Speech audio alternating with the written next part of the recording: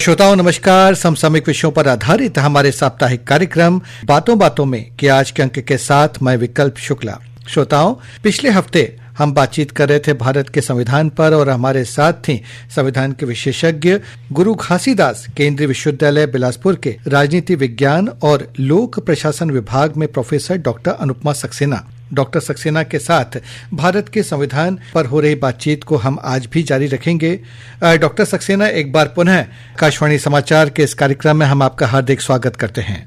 जी बहुत बहुत धन्यवाद। डॉक्टर सक्सेना, पिछले सप्ताह जो हमारी बातचीत हो रही थी उसमें आपने बताया था कि किसी देश के लिए संविधान क्यों जरूरी होता है और भारत का संविधान कैसे बना, इसकी विशेषताएं क्या हैं, जो विश्व के अन्य देश हैं उनसे हमारे भारत का संविधान किस तरह से अलग है और विशेष है, इसके बारे में बड़े विस्तार से आपने हमें बताया। इसी बातचीत को अब हम आगे बढ़ाते हैं। मैडम, हम ये जानना चाहेंगे कि जो भारत के संविधान है उसके अलग अलग कौन से अंग हैं, जैसे प्रस्तावना है, नीति निर्देशक तत्व हैं, मूल अधिकार हैं, इनके बारे में बताएं हमें। जी, सबसे पहले हम प्रस्तावना की बात करना चाहेंगे, क्योंकि प्रस्तावना को संविधान की आत्मा कहा जाता है। अगर आप सिर्फ प्रस्तावना को देख लें तो आप संविधान की भावना को समझ जाएंगे। और मुझे लगता है भारत के हर नागरिक को प्रस्तावना को पढ़ना चाहिए और याद करना चाहिए। अब देखिए कि शुरुआती प्रस्तावना की होती है हम भारत के लोग। जी, ये जो हम शब्द है, we the people of India. आप उस भारत की कल्पना कीजिए जिसमें मैं आप एक बात बताती हूँ कि जो पहले चुनाव होने थे 1952 में, तो सुकुमार सेन जी जो पहले हमारे चुनाव कमिश्नर थे, उन्होंने जब वोटर लिस्ट मंगाई जो 1937 में यूज हुई थी, तो उन्होंने देखा कि जो महिलाओं के नाम थे, महिलाओं के नाम लिखे ही नहीं गए थे। महिलाओं की आइडेंटिटी इस प्रकार से थी, फलाने की बेटी, उसकी पत्नी, इस तरह से महिलाओं के नाम थे। तो उस भारत में हमने संविधान की प्रस्तावना में शब्द यूज किया, हम भारत के लोग, और लास्ट में वो लिखता है कि मतलब हम भारत के लोग इसको समर्पित और आत्मार्पित करते हैं। जी, तो ये इसमें कोई भेदभाव नहीं है, हम में हर कोई है, गरीब, अमीर, जाति, धर्म, लिंग, शिक्षा, व्यवसाय, कोई भेदभाव के बिना हम भारत के लोगों को अल्टीमेट पावर संविधान की प्रस्तावना में दी गई है। ये इस प्रस्तावना की सबसे बड़ी विशेषता है। और उसके बाद एक चीज और मैं इसके बारे में विशेष रूप से उल्लेख करना चाहूंगी कि देखिए, लोकतंत्रात्मक गणराज्य बनाने की बात की है, पर कैसा लोकतंत्र? सिर्फ राजनीतिक नहीं, इसमें कहते हैं सामाजिक, आर्थिक और राजनीतिक न्याय। समाज में किसी भी प्रकार का जाति के आधार पे भेदभाव ना हो, सामाजिकता के आधार पे भेदभाव ना हो, आर्थिक सब समानता हो, और उसके बाद सबको राजनीतिक न्याय सुनिश्चित किया जाए। तो एक जो कंप्लीट लोकतंत्र है, पूरा लोकतंत्र है, उसके बारे में संविधान की प्रस्तावना में ही लक्ष्य निर्धारित किया गया। और उसमें भी देखिए कितने बढ़िया शब्द हैं, विचार, अभिव्यक्ति, विश्वास, धर्म और उपासना की स्वतंत्रता। विश्व के किस संविधान में हम इतना एम्फसाइज करते हैं कि हम विश्वास, धर्म और उपासना की स्वतंत्रता देंगे? जो मैंने पिछली बार कही थी कि हमारा जो धर्म निरपेक्षता की हमारी अवधारणा है वो विश्व में यूनिक है। हम जानते हैं कि हमारा देश धार्मिक देश है, हम नहीं धर्म से अलग होकर के रह सकते हैं। प्रस्तावना में ही इस बात को उन्होंने उल्लेखित किया। और उसके बाद देखिए कि प्रतिष्ठा और अवसर की समानता। प्रतिष्ठा कितना बढ़िया शब्द है, अवसर की समानता। अगर हम अवसर की समानता दे देंगे तो हर कोई अपने आप ही आगे बढ़ जाएगा, हर प्रकार की असमानता अपने आप ही दूर हो जाएगी। और व्यक्ति की गरिमा, कितना बड़ा ये शब्द है, हर व्यक्ति की गरिमा को सुनिश्चित करना है, राष्ट्र की एकता और अखंडता को सुनिश्चित करना है। व्यक्ति और राष्ट्र दोनों की उन्होंने चिंता की और उनसे संबंधित बातों को संविधान की प्रस्तावना में रखा हुआ है। तो ये संविधान की प्रस्तावना संविधान की पूरे मूल्यों को, पूरी जो उसका संक्षेप है उसको ये प्रस्तुत करती है और हर व्यक्ति को इसको याद करना चाहिए। जी मैडम, आपने संविधान की प्रस्तावना के बारे में बताया। अब हम जानना चाहेंगे कि जो नीति निर्देशक तत्व हैं और जो इसमें मूल अधिकारों के बारे में कहा गया, इसके बारे में हमारे श्रोताओं को बताएं। पहले मैं मूल अधिकारों से शुरू करना चाहती हूँ। देखिए, मूल अधिकार जो संविधान की प्रस्तावना में व्यक्ति की गरिमा की बात की गई है ना, और जो सामाजिक, आर्थिक, राजनीतिक न्याय की बात की गई है और जो हम भारत के लोगों की बात की गई है, तो व्यक्ति की गरिमा को सुनिश्चित करने के लिए और हर व्यक्ति को हर प्रकार के अवसर बराबरी से प्रदान करने के लिए ये जरूरी था कि हम मौलिक अधिकारों की व्यवस्था अपने संविधान में करते। जी। तो संविधान के भाग 3 में अनुच्छेद 12 से 35 तक मौलिक अधिकारों की बात की है। ये इसे भारत का मैग्ना कार्टा भी कहते हैं। आप में से ज्यादातर लोग जानते होंगे कि इंग्लैंड के किंग जॉन ने 1215 में एक नागरिक अधिकारों का प्रपत्र जारी किया था, जो विश्व का पहला नागरिक अधिकारों का प्रपत्र माना जाता है। और जो भारत में हमें मौलिक अधिकार दिए गए वो भी इसलिए भारत का मैग्ना कार्टा इसको कहते हैं। और सबसे बड़ी बात ये थी कि हमारे पास इतने संसाधन नहीं थे। 1947 में हमारी क्या स्थितियां थी हमने कई बार डिस्कस करी। उस परिस्थिति में भी हमने इतने मजबूत और इतने अच्छे कंप्लीट मौलिक अधिकारों का सेट अपने नागरिकों को जो दिया, वो बड़ी विशेषता भारत की है।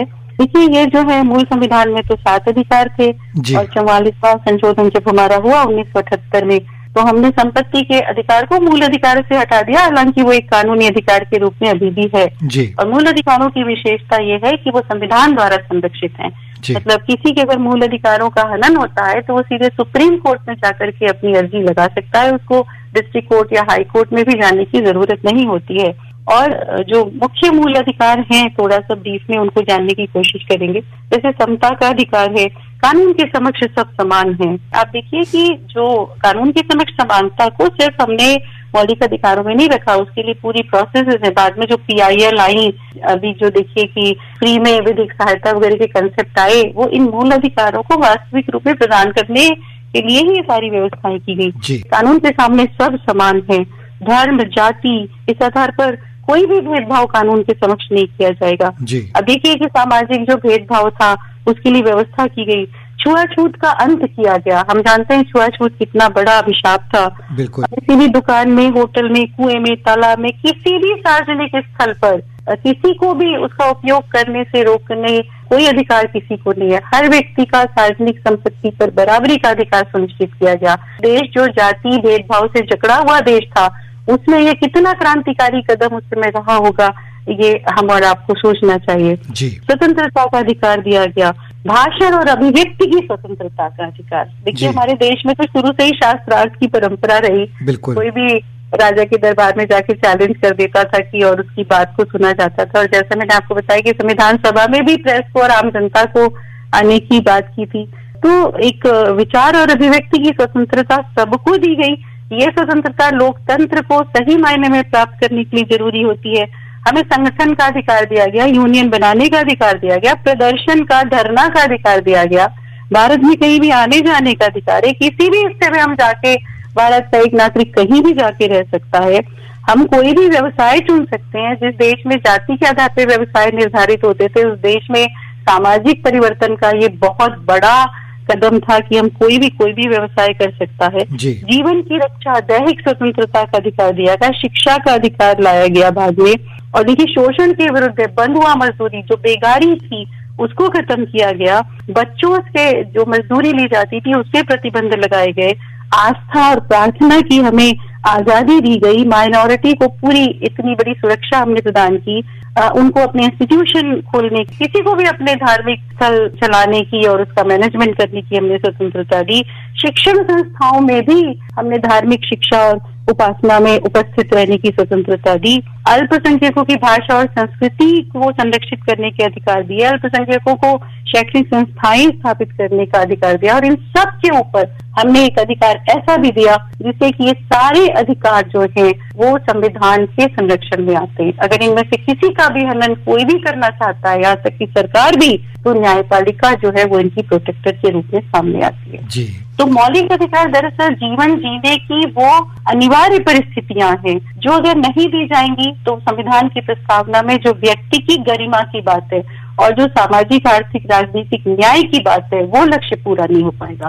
तो ये मिनिमम परिस्थितियों को इंश्योर करने के लिए मौलिक अधिकार दिए गए। और आपने जो नीति निर्देशक तत्व पूछे, देखिए, बेसिक नीड्स एक चीज होती है और उसके बाद आती है कि अब हम एक और बेहतर हम क्या करना चाहते हैं। तो नीति निर्देशक तत्वों में हमने व्यक्ति के जीवन के उन सारे एस्पेक्ट्स को शामिल किया जो बेसिक तो नहीं थे, पर जो एक विकसित समाज, एक विकसित राष्ट्र बनने के लिए जो जरूरी थे। पर उस समय हमारे पास चूंकि उतने साधन नहीं थे, तो हमने नीति निर्देशक तत्वों का पालन अनिवार्य नहीं बनाया, वो हमने राज्य के संसाधनों पे छोड़ा। जो अच्छा बनाने के लिए जरूरी था वो हमने नीति निर्देशक तत्वों में रखा। जी मैडम, भारत के संविधान में अब तक कितने संशोधन किए जा चुके हैं? ये संशोधन करने की प्रक्रिया क्या होती है और इसकी जरूरत क्यों पड़ती है?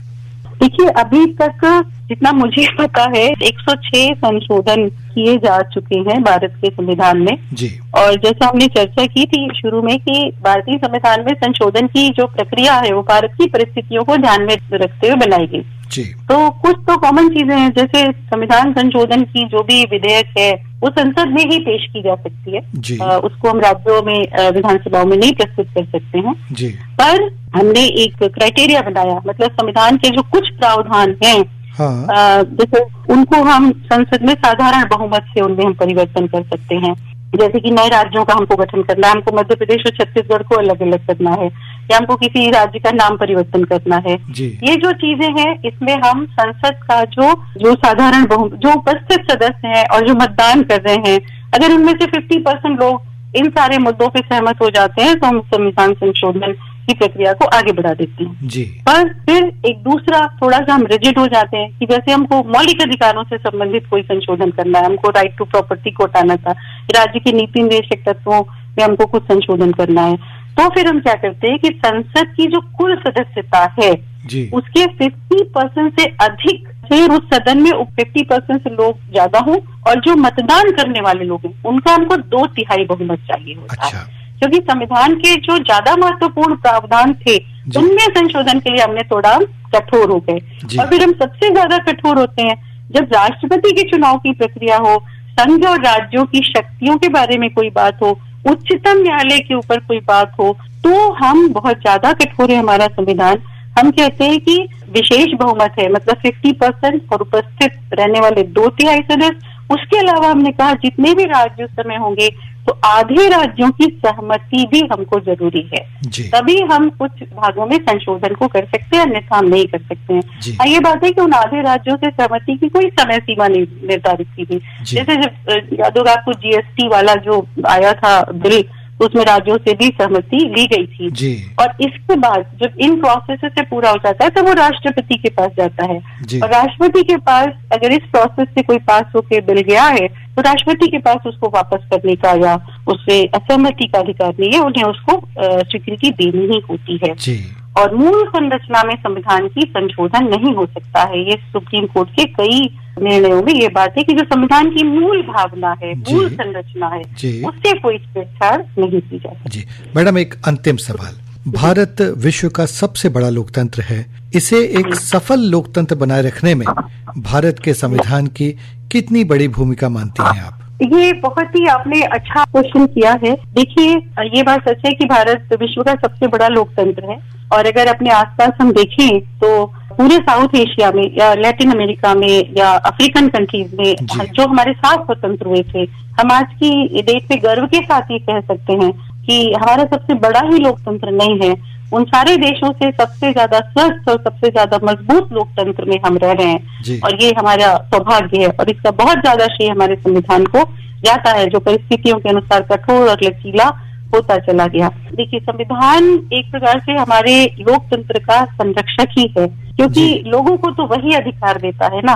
अगर संविधान नहीं होगा, संविधान से छेड़छाड़ की जाएगी तो लोकतंत्र के ऊपर ही बहुत बड़ा खतरा आ जाएगा, क्योंकि लोकतंत्र व्यक्तियों से है और व्यक्ति के अधिकारों का सोर्स जो है वो संविधान है, चाहे वो मौलिक अधिकार हो, चाहे वो समानता के अधिकार हो, चाहे वो किसी भी प्रकार की समानता के स्वतंत्र अधिकार हो, व्यक्ति की गरिमा है, व्यक्ति का आत्मविश्वास है, वो सारी शक्तियां व्यक्ति को संविधान से प्राप्त होती हैं।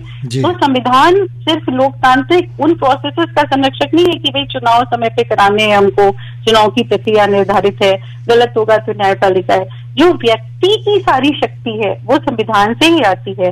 लोक जो शब्द है लोकतंत्र में, लोक और तंत्र दोनों की व्यवस्था और दोनों की शक्तियां संविधान से ही आती हैं। तो संविधान को बनाए रखना, उसकी भावना को बनाए रखना, ये देश के हर नागरिक का कर्तव्य है अगर हम लोकतंत्र को बचाए रखना चाहते हैं। डॉक्टर अनुपमा सक्सेना, आपने भारत के संविधान के सभी आयामों पर बहुत विस्तार और गहराई के साथ हमारे आकाशवाणी के श्रोताओं को जानकारी दी है। अपने श्रोताओं की ओर से हम आपका हार्दिक आभार व्यक्त करते हैं। जी बहुत बहुत धन्यवाद। तो श्रोताओं, इसी के साथ हमारा कार्यक्रम संपन्न होता है। अगले हफ्ते एक नए विषय के साथ हम फिर हाजिर होंगे। अब हम आपसे विदा लेते हैं। नमस्कार।